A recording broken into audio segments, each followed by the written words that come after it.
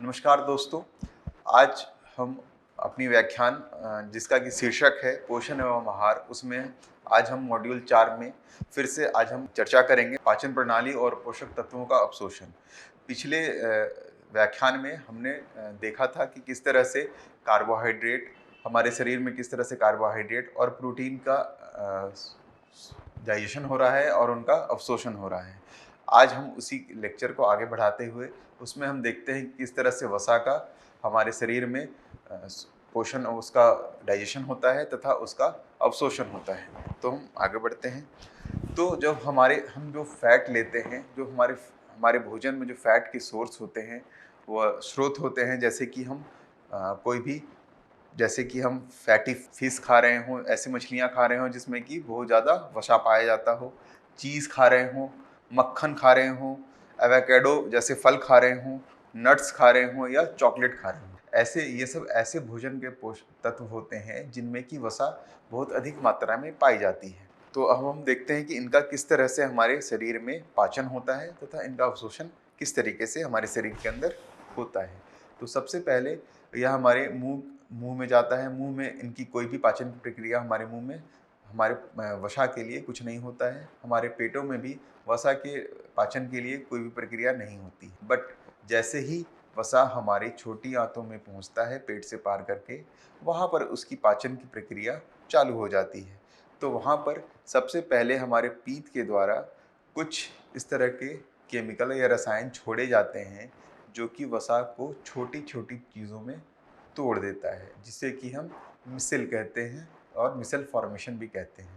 तो यह मिसेल को बाइल एसिड्स या पीत की जो ग्रंथियां होती हैं, वह जो कुछ ऐसे रासायनिक पदार्थ छोड़ती हैं जो कि उनको छोटे छोटे मिसल्स में तोड़ देती हैं। इन मिसल्स में टूटने के बाद जो हमारी पैनक्रियाज होती हैं, वह लाइपेज नाम का एक एंजाइम छोड़ती हैं जो कि इन मिसल्स में पाए जाने वाले छोटे छोटे फैटी एसिड्स को वह तोड़ देता है और उसे मोनोग्लिसराइड्स और फैटी एसिड्स में तोड़ देता है।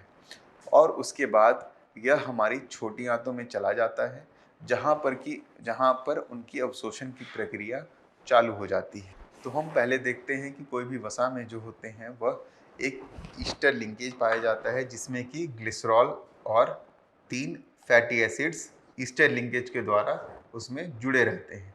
जैसे ही उनमें लाइपेज नाम का एंजाइम लगता है तो यह जो ग्लिसरॉल जो यहाँ रहता है उससे फैटी एसिड को तोड़ना चालू कर देता है, और जैसे ही यह तोड़ता है वह छोटी छोटी फैटी एसिड्स में और ग्लिसरॉल के तत्वों में वह टूट जाता है। टूटने के बाद वह मिसल बनने के बाद वह आंतों में चला जाता है और वह मोनोग्लिसराइड और फैटी एसिड खुद को फिर से आंतों के अंदर जाने के बाद, उसके गोल्गी अपरेटस में जाने के बाद फिर से अपने आप को जोड़ लेते हैं, और जोड़ने के बाद वह अपने ऊपर एक कोलेस्ट्रॉल और फॉस्फोलिपिड का एक परत बना लेते हैं जिसको कि हम लाइपोप्रोटीन भी कहते हैं। लाइपोप्रोटीन एक आंतरिक कोर होता है जो मुख्य रूप से ट्राइग्लिसराइड्स और कोलेस्ट्रॉल एस्टर से बने होते हैं। इन लाइपोप्रोटीन के ऊपर फिर एक फॉस्फोलिपिड का एक और परत बन जाती है जिसे कि हम काइलोमाइक्रोन कहते हैं, और उसकी जो संरचना होती है कुछ इस तरीके से होती है जिसमें कि आप जब उसकी अंदर देखेंगे तो बहुत सारे ट्राइग्लिसराइड्स आपको मिलेंगे। इसके ऊपर आप देखेंगे तो बीच बीच में आपको कुछ प्रोटीन के तत्व जिसको कि लाइपोप्रोटीन भी कहते हैं वह मिलते हैं। लाइपोप्रोटीन में क्या रहता है? ट्राइग्लिसराइड, फॉस्फोलिपिड, इन सब और प्रोटीन वाहक, ये सब मिलकर के एपोलाइपोप्रोटीन से बनाते हैं। और इनके ऊपर जब एक फॉस्फोलिपिड की परत आकर जुड़ जाती है तो इस पूरी संरचना को हम काइलोमाइक्रोन कहते हैं। और ये पूरी की पूरी प्रक्रिया जो होती है वह आंत की कोशिकाओं के अंदर होती है। काइलोमाइक्रोन जो होता है वह फिर हमारे यकृत प्रणाली के द्वारा हमारे छोटी आंतों से निकलकर उसके बाद वह फिर हमारे रक्त प्रवाह में चला जाता है और उसके थ्रू वह पूरे शरीर में जहाँ भी उसकी आवश्यकता रहती है वह वहाँ चला जाता है।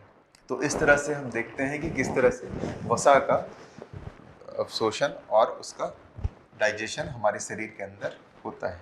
तो यह सब था, ये सब हमने अब तक जो भी डिस्कस किया वो सब था कि किस तरह से एक नॉन रूमिनेंट्स में यह किस तरह से पोषक तत्वों का डाइजेशन और उनका अवशोषण होता है। अब हम देखते हैं कि किस तरह से जो चार पेट वाले जानवर या जिनको कि हम रूमिनेंट्स भी कहते हैं, जो जुगाली करने वाले जानवर होते हैं, उनमें किस तरह से अलग अलग पोषक तत्वों का पाचन एवं अवशोषण की प्रक्रिया होती है। तो पहले हम थोड़ा सा ये समझ लेते हैं कि जो जुगाली करने वाले जानवर होते हैं उनका पाचन तंत्र कैसा होता है। तो उनका पाचन तंत्र में सबसे पहले मुंह आता है जहाँ से वो भोजन लेते हैं। उसके बाद वो भोजन की नली के द्वारा वहाँ उसके पेट में जाता है जहाँ पर कि उसके चार खाने बने रहते हैं, जिसको कि हम र्यूमेन, रेटिकुलम, ओमेजम और एबोमेजम कहते हैं। जो र्यूमेन होता है यह सबसे पहला भाग होता है जिसमें कि बहुत अलग अलग प्रकार के जीवाणु पाए जाते हैं, जैसे कि बैक्टीरिया, प्रोटोजोआ, फंगाई और वायरसेस। ये सब कीटाणु और जीवाणु मिल करके जो भी भोजन जाता है उसको वो वहाँ अपने एंजाइम्स के द्वारा तोड़ते हैं, छोटे छोटे भागों में तोड़ते हैं और फिर वहाँ से वह फिर आगे एबोमिज्म में चला जाता है, जिसको कि हम कह सकते हैं कि वह जो होता है वह हम इंसानों के जो पेट होते हैं उसकी तरह वहाँ भी उनका पेट होता है, जिसको कि हम एबोमिज्म कहते हैं। और उनके अंदर भी वहाँ पर ही एसिड HCl जो हमारे पेट में पाए जाते हैं वह उनके पेटों में भी वहाँ HCl पाया जाता है, जो कि पाचन की प्रक्रिया को आगे प्रभावित करता है। तो हम जब देखते हैं कि वह किस तरीके से, तो उसके अंदर जब पाचन तंत्र के अंदर जब हम देखते हैं तो वह हम देखते हैं वहाँ बहुत सारे जीवाणु पाए जाते हैं, जो कि उसमें उनके भोजन में किसी तरह का जो भी फाइबर लेते हैं वो उनको तोड़ देता है।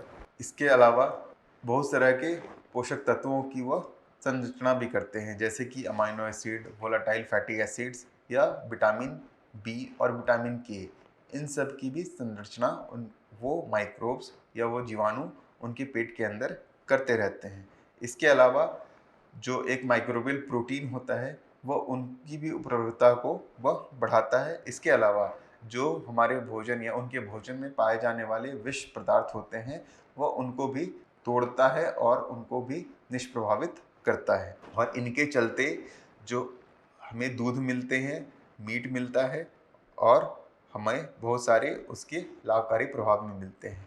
जैसा कि हमने पहले भी यह डिस्कस किया था कि किस तरीके से हमारे और जुगाली करने वाले जानवरों में किस तरह से अंतर होता है। जैसे कि हम फाइबर या रेशों को हम पचा नहीं सकते, लेकिन जो जुगाली करने वाले जानवर होते हैं, चूँकि उनके जो र्यूमेन के अंदर बहुत सारे जीवाणु पाए जाते हैं और उनके द्वारा सीक्रेट एंजाइम्स के चलते वो बहुत सारे रेशों को भी तोड़ करके पचा लेते हैं।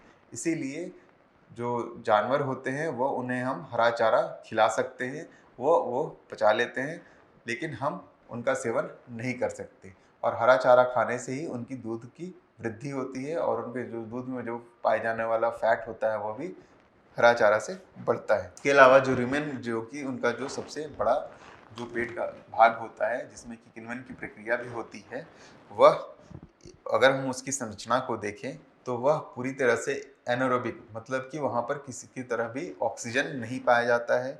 इसके अलावा जो उनका वहाँ का जो तापमान होता है वह करीब करीब 38 डिग्री सेल्सियस होता है। उसके अलावा जो वहाँ का जो pH होता है वह करीब करीब 7 के आसपास पाया जाता है। और जब हम वह देखें कि उसमें जो है वह हमेशा वह चलता रहता है और उसमें हमेशा मोटिलिटी होती रहती है। अगर हम उनकी और देखें कि उसकी र्यूमेन के अंदर किस तरह के बैक्टीरिया पाए जाते हैं, तो हम यह देखते हैं कि जैसे कि कुछ बैक्टीरिया सेलुलाइटिक बैक्टीरिया होते हैं जो कि पेड़ पौधों में पाए जाने वाले सेलुलोज, जिसको कि हम अपने पाचन तंत्र के द्वारा नहीं पचा सकते हैं, लेकिन यह बैक्टीरिया जैसे कि फाइब्रोबैक्टर सक्सिनोजेंस, बिटारियो वावरियो फिब्रियोसॉल्वेंस, ल्यूमिनोकोकस फ्लाइफेशियंस, इस तरह के जो बैक्टीरिया होते हैं या जीवाणु होते हैं, यह अपने कुछ सीक्रेटेड एंजाइम्स के द्वारा इन सब सेलुलोज को वह तोड़ देते हैं। इसके अलावा कुछ बैक्टीरिया ऐसे होते हैं जिसको कि लाइपोलाइटिक बैक्टीरिया कहते हैं। लाइपोलाइटिक बैक्टीरिया का मतलब हो गया जो जानवर अगर किसी तरह का वसा खाता है तो वह उसके वसा को भी तोड़ता हो, जैसे कि एन एरोवोविब्रियो लाइपोलाइटिका। इसके अलावा कुछ प्रोटीयोलाइटिक बैक्टीरिया भी होते हैं। प्रोटीयोलाइटिक बैक्टीरिया ऐसे बैक्टीरिया होते हैं जो कि प्रोटीन जैसे पोषक तत्वों को तोड़ता है और वह उनको छोटे छोटे उनकी पाचन प्रक्रिया में मदद करता है। तो वैसे हो गए जैसे कि प्रीवियोटेला रुमिनिकोला। इसके अलावा बहुत तरह के टेनियोलाइटिक बैक्टीरिया, यूरोलाइटिक बैक्टीरिया, बहुत तरह के अलग अलग प्रकार के जीवाणु पाए जाते हैं। इनके अलावा बहुत सारे फंगस भी पाए जाते हैं जैसे कि पायरोमाइसिस, सिनोमाइसिस, इस तरह के। मिथेनोजेंस मतलब कि जो मीथेन बनाते हैं। जब हम जुगाली करने वाले जानवरों को देखते हैं तो हम ये पाते हैं कि उनके पेट के अंदर, रुमेन के अंदर मीथेन नाम का एक गैस भी बनता है जो कि आजकल बहुत ज़्यादा चर्चा में भी रहता है। तो इसके लिए भी वहाँ पर एक बैक्टीरिया पाया जाता है जो कि इन पोषक तत्वों को तोड़कर मीथेन बनाता है। इसके अलावा कुछ प्रोटोजोआ भी होते हैं जो कि उनकी पाचन तंत्र में पाए जाते हैं, जैसे कि एंटोडियम, डिप्लोडियम, इस तरह के। जब हम और भी इस चर्चा करते हैं तो हम यह पाते हैं कि जब भी कोई खाद्य पदार्थ उनके पेट के अंदर जाता है तो वह मेनली उसमें सेलुलोज, पेक्टिन, लिग्निन या हेमिसेलुलोज रहता है। और जब हम उसको और माइक्रोस्कोप में देखें तो हम यह पाते हैं कि जैसे ही वो भोजन लेता है कोई भी रूमिनेंट या जुगाली करने वाले जानवर, तो सबसे पहले उसकी जो रूमेन के अंदर पाए जाने वाले बैक्टीरिया और आर्किया होते हैं वो सबसे पहले पहले 1 घंटे के अंदर वो सबसे अधिक अपने काम में लग जाते हैं और वह धीरे धीरे उनको तोड़ना चालू करते हैं। उसके बाद अगले 1 घंटे से 4 घंटे के बीच में जो प्रोटोजोआ आते हैं वह अपना काम करते हैं और वह आगे जो पोषक तत्व होते हैं उनके पाचन में या उनके चयापचय में या अवशोषण में वह मदद करते हैं।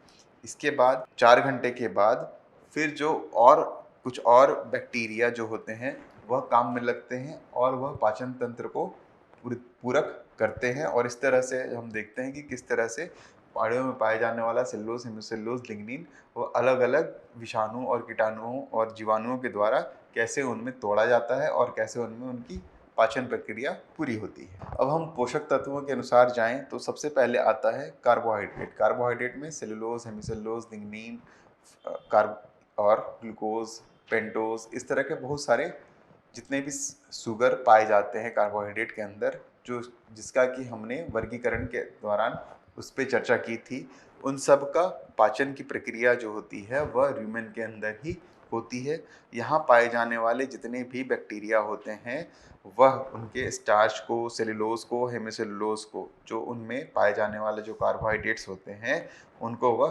तोड़ता है। अगर वह हेमिसेलुलोज होता है तो वह उनको हेक्सोज और पेंटोज नाम के शुगर में तोड़ता है और वहाँ पर वह फिर अलग अलग अपने प्रक्रिया के द्वारा पाइरूवेट बना लेते हैं और सेलुलोज और स्टार्च जो होता है वह हेक्सोज में बदलता है और वह फिर पाइरूवेट में बदल जाता है। पाइरूवेट में टूटने के बाद वह फिर और जो रूमेन के अंदर वह एसीटेट, ब्यूटायरेट, प्रोपाइनेट नामक वोलाटाइल फैटी एसिड्स बना लेता है और इनके द्वारा ही वोलाटाइल फैटी एसिड्स जो रूमेन के अंदर बन जाते हैं कोई भी कार्बोहाइड्रेट युक्त भोजन खाने के बाद। तो यही 3 वोलाटाइल फैटी एसिड्स जो रहते हैं वह इन जानवरों के रक्त में ग्लूकोज की मात्रा को नियंत्रित करते हैं तथा इनमें जो दूध प्रोड्यूस करते हैं या जो दूध उत्पाद करते हैं उनमें भी जो पाए जाने वाला लैक्टोज नाम का जो शुगर है या जो भी उसमें पाए जाने वाला वसा है, इन सब की मात्रा को भी यही 3 फैटी एसिड नियंत्रित करते हैं। अगर एसीटेट नाम का फैटी एसिड ज़्यादा बनने लगे तो वह जा कर के मिल्क में पाए जाने वाले वसा को बढ़ा देता है। वहीं पर अगर प्रोपेनेट नाम का वोलेटाइल फैटी एसिड ज़्यादा बने तो वह वहाँ पर दूध की मात्रा को बढ़ा देता है। साथ साथ रूमेन के अंदर इनके साथ साथ इसी समय मिथेनोजेनेसिस मतलब मीथेन बनने की प्रक्रिया भी चलती रहती है और यह जो है यह एक कंटिन्यूस प्रोसेस है जिसको कि रोका नहीं जा सकता। हम मीथेन को कभी भी रूमेन के अंदर बनने से नहीं रोक सकते। यह एक प्राकृतिक प्रक्रिया है और इसे हम कभी रोक नहीं सकते। इसको हम नियंत्रित कर सकते हैं, कम कर सकते हैं, बट इसको हम कभी भी पूरी तरीके से नहीं रोक सकते। यह एक प्राकृतिक प्रक्रिया है जो होती ही रहेगी। और जब हम जानवरों को फाइबर युक्त या रेशा युक्त खाना ज़्यादा खिलाते हैं तो एसीटेट नाम का वोलेटाइल फैटी एसिड ज़्यादा बनता है। प्रोपानेट जो हो उसके बाद वो प्रोपानेट और ब्यूटाइरेट बनता है। लेकिन जब हम उसमें दाने की मात्रा को बढ़ा देते हैं या ऐसे भोजन या पोषक तत्व की मात्रा बढ़ाते हैं जिसमें कि स्टार्च ज़्यादा होता है, तब एसीटेट की मात्रा तब भी अधिक रहती है, लेकिन प्रोपोनेट की मात्रा बढ़ जाती है और ब्यूटाइरेट की मात्रा वही रह जाती है। तो इस तरह से हम देखते हैं कि कार्बोहाइड्रेट के पोषक तत्व किस तरह से जुगाली करने वाले जानवरों में किस तरह से उनकी पाचन की प्रक्रिया चलती है। वहीं अगर हम देखें कि जुगाली करने वाले इन जानवरों में किस तरह से प्रोटीन की पाचन प्रक्रिया चलती है या किस तरह से इनका अवशोषण होता है, तो हम देखते हैं कि जैसे ही जानवर प्रोटीन युक्त कोई भी भोजन खाता हो, जैसे कि हम वो इनको खली खिला रहे हों या बरसीम खिला रहे हों, तो यह उनके रूमेन में सबसे पहले जाता है और वहाँ पर यह टूट जाता है। वहाँ पर जो पाए जाने वाले कुछ बैक्टीरिया होते हैं वो इनको तोड़ देते हैं, जिसको कि आरडीपी प्रोटीन भी कहते हैं, यानी ह्यूमन डिग्रेडेबल प्रोटीन, रूमेन में टूटने वाला प्रोटीन। तो यह उनको पेप्टाइड्स, उनके प्रोटीन के छोटे अणु में तोड़ देता है, पेप्टाइड्स, और CO2 निकालता है। और यह पेप्टाइड्स और छोटे कणों में अमाइनो एसिड्स में टूट जाते हैं। अमाइनो एसिड जो होता है वो फिर अमोनिया में बदल जाता है और यह जो अमोनिया होता है यह फिर वहाँ से रूमेन के अंदर से डायरेक्ट उसके रक्त प्रवाह में चला जाता है। और कुछ प्रोटीन का भाग ऐसा भी होता है, करीब 40% जो प्रोटीन जो जानवर खाता है वह उनके रूमेन में नहीं टूटता और वह सीधे उनके पेट में चला जाता है, जहाँ पर कि उसमें जो हमारे जैसे कि हमारे पेटों में प्रोटीन की पाचन की प्रक्रिया चालू होती है, वहाँ पाया जाने वाला एसिड्स उनको तोड़ता है। इसके अलावा जो अमाइनो एसिड्स जो रूमेन के अंदर बन गए थे वह फिर वहाँ पर पाए जाने वाले अलग अलग जीवाणु उनको माइक्रोबियल प्रोटीन में बदल देते हैं और वह माइक्रोबियल प्रोटीन और जो रूमेन के अंदर नहीं टूटा हुआ प्रोटीन वो दोनों जा कर के फिर से अमाइनो एसिड्स में पेट के अंदर, जो इसको कि हम एबोमेज़म भी कहते हैं, उनके अंदर जाके यह फिर से टूटता है और वह अमाइनो एसिड्स में बदल जाता है। इसके बाद यह अमाइनो एसिड्स जो होते हैं और यह जो यूरिया निकलता है यह फिर रक्त प्रभाव के द्वारा लीवर में जाता है। यहाँ पर यह अमाइनो एसिड्स बनाता है, फिर अमोनिया बनाता है, फिर यूरिया बनाता है और यह यूरिया जो होता है यहाँ लीवर के द्वारा फिर कुछ भाग जो होता है वह किडनी में जाता है और किडनी से वह शरीर के बाहर निकाल दिया जाता है। लेकिन कुछ भाग यूरिया का जो होता है वो फिर से उनके सेलेवरी ग्लैंड में जाता है और वहाँ से फिर से उनके मुंह में जाता है और वह फिर से उनके रूमेन के अंदर जाता है और फिर से वह टूट करके अमोनिया बनाता है। और यहाँ पर जो पेट के अंदर अमाइनो एसिड्स बन गए यह फिर जा कर के छोटी आंतों में जाते हैं।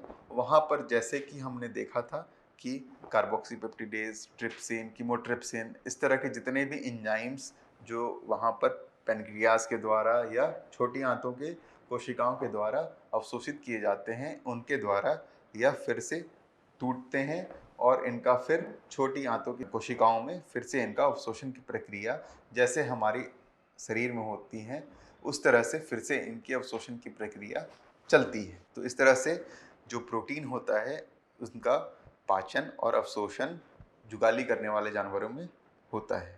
इसके बाद हम देखते हैं कि किस तरह से वसा यानी फैट किस तरह से ये जुगाली करने वाले जानवर उसको पचाते हैं तथा उसका अवशोषण अपने शरीर के अंदर करते हैं। तो सबसे पहले जो फैट होता है वह इनके भोजन नली के द्वारा सबसे पहले रूमेन के अंदर जाता है। रूमेन के अंदर जाते ही जैसे ही फैट होते हैं, जो भी फैट होते हैं वह या तो ट्राइग्लिसराइड और फैटी एसिड्स के बने रहते हैं। फैटी एसिड्स कुछ ऐसे फैटी एसिड्स भी होते हैं जिसमें कि अनसैचुरेटेड यानी कि बहुत ज़्यादा डबल बॉन्ड या ट्रिपल बॉन्ड इस तरह के जो दो कार्बन के बीच में इस तरह वाले जो वसा होते हैं, ये सबसे पहले ये इनका बायोहाइड्रोजनेशन की एक प्रक्रिया होती है। अगर इस तरह का वसा का सेवन अगर जानवर ज़्यादा कर रहा है जिसमें कि पॉली अनसैचुरेटेड फैटी एसिड्स ज़्यादा हैं तो इनके अंदर र्यूमेन के अंदर बायोहाइड्रोजनेशन नाम की प्रक्रिया होती है, जिनके अंतर्गत जितने भी अनसैचुरेटेड फैटी एसिड्स होते हैं, जिसमें कि ज़्यादातर डबल बॉन्ड पाए जाते हैं, वह धीरे धीरे सैचुरेटेड फैटी एसिड्स में कन्वर्ट होते हैं, मतलब बदलते हैं। और इनको वह कैसे ये बदलते हैं, तो यह लाइनोलेनिक एसिड, इसके अलावा फिर सिस 12, सिस 15 एंड सिस 9 लाइनोलिक एसिड बनाते हैं। फिर वो ट्रांस 11 सिस 15 लाइनोलिक एसिड बनाते हैं। फिर ट्रांस 11 सिस 15 लाइनोलिक एसिड बनाते हैं, और वह धीरे धीरे फिर वह स्टीयरिक एसिड नाम के बन जाता है। और ये स्टीयरिक एसिड जो होता है यह एक सैचुरेटेड फैटी एसिड होता है। तो जितने भी अनसैचुरेटेड फैटी एसिड्स होते हैं यह सब के सब सैचुरेटेड फैटी एसिड में बदल जाते हैं। इसी प्रक्रिया को हम बायोहाइड्रोजनेशन भी कहते हैं, जो कि इन जानवरों के र्यूमेन के अंदर हमेशा चलता रहता है। अगर उनके भोजन में ऐसे वसा आ रहे हैं जिनमें कि स्टीयरिक एसिड या सैचुरेटेड फैटी एसिड्स हैं तो यह प्रक्रिया नहीं चलेगी, लेकिन जैसे ही भोजन में अगर अनसैचुरेटेड फैटी एसिड्स जैसे ही आएगा यह सब के सब सैचुरेटेड फैटी एसिड्स में बदल जाएंगे बायोहाइड्रोजनेशन के द्वारा। फिर जितने भी मिक्सचर ऑफ फैटी एसिड्स बनेंगे, पाल्मिटिक एसिड बनेंगे, ये सब फिर आगे पाचन और अवशोषण के लिए जाएंगे। तो जैसे भी एनिमल या जानवर खाता है फॉरेज, मतलब कि हरा चारा या दाना, तो इनमें विभिन्न विभिन्न प्रकार के सैचुरेटेड और अनसैचुरेटेड फैटी एसिड दोनों पाए जाते हैं। और यह फिर टूट करके जैसे ह्यूमन के अंदर जाता है तो सारा का सारा सैचुरेटेड फैटी एसिड में बदल जाता है। और फिर वहाँ पर जाने के बाद वह फिर, जैसा कि हमने देखा था कि सबसे पहले इनका इमल्सिफिकेशन होता है। इमल्सिफिकेशन रूमेन से निकल करके या पेट के थ्रू होते हुए फिर यह छोटी आंतों में जाता है। छोटी आंतों में जाते ही इनका फिर इमल्सिफिकेशन होता है। इमल्सिफिकेशन का मतलब हमारे उन जानवरों में भी जो पीत पाए जाते हैं, जिसको कि हम बाइल डक्ट भी कहते हैं, वहाँ से अवशोषित होने वाले, वहाँ से सिक्रीट होने वाले कुछ एंजाइम्स जो होते हैं यह इनको तोड़ देते हैं फैटी एसिड्स को, और इनको एक इमल्सिफाइड करके एक छोटे छोटे बूंद में बदल देते हैं। ये बूंद ऐसे रहते हैं जिन पे कि पैनक्रियाटिक लाइपेज नाम का एंजाइम, जो कि इनके पैनक्रियाज के द्वारा सिक्रीट किया जाता है, वह जाता है और इन इमल्सिफाइड फैटी एसिड्स को आसानी से तोड़ देता है। और यह इमल्सिफाइड फैटी एसिड्स फिर फ्री फैटी एसिड्स में बदल जाते हैं। और यह फ्री फैटी एसिड्स फिर से हमारी उनकी आंतों की कोशिकाओं में जाते हैं, और वहाँ उन कोशिकाओं में फिर से ये फ्री फैटी एसिड्स और माइक्रोबियल फॉस्फोलिपिड्स बना करके जैसे ही जाते हैं तो वहाँ पर फिर से इनकी कोशिकाओं, उनके जो छोटी आंतों की कोशिकाओं के अंदर गोल्गी बॉडीज़ होती हैं, वहाँ पर फिर से यह काइलोमाइक्रोन्स नाम का संरचना फिर से बनाते हैं। काइलोमाइक्रोन्स के अंदर ट्राइग्लिसराइड्स, एपोलाइपोप्रोटीन और फॉस्फोलिपिड, इन तीनों का जो एक संरचना बनती है जिसको कि हम काइलोमाइक्रोन्स भी कहते हैं, यह बनता है। और यह फिर उनके लिम्फेटिक सेल्स के थ्रू फिर रक्त प्रवाह में चला जाता है। और इनके साथ साथ इनमें जो माइक्रोबियल फॉस्फोलिपिड्स जो र्यूमेन के अंदर बने थे, उनमें फिर लीवर के द्वारा लेसिथिन फॉस्फोलिपिड बनता है, और फिर पैनक्रियाज के द्वारा फॉस्फोलाइपेज नाम का एक एंजाइम आता है जो इनको तोड़ता है, और फिर वह लाइसोलेसिथिन में तोड़ता है। तो इनमें जो जितने भी जुगाली करने वाले जानवर होते हैं, इनमें काइलोमाइक्रोन के साथ साथ लाइसोलेसिथिन नाम की एक संरचना भी बनती है। और यह लाइसोलेसिथिन और काइलोमाइक्रोन दोनों का अवशोषण छोटी आंतों की कोशिकाओं के द्वारा होता है। वहाँ से वह फिर लिम्फेटिक चैनल के थ्रू वहाँ जाते हैं, वहाँ से फिर वह रक्त प्रवाह में जाते हैं, और वहाँ पर रक्त प्रभाव से या फिर लीवर होते हुए वहाँ पर इनका चयापचय होता है। और फिर वह जिस भी कोशिकाओं में जिस तरह की शरीर के जिस भाग में जिसकी ज़रूरत है, उस तरीके से यह अवशोषित और उपयोग में लाया जाता है। धन्यवाद।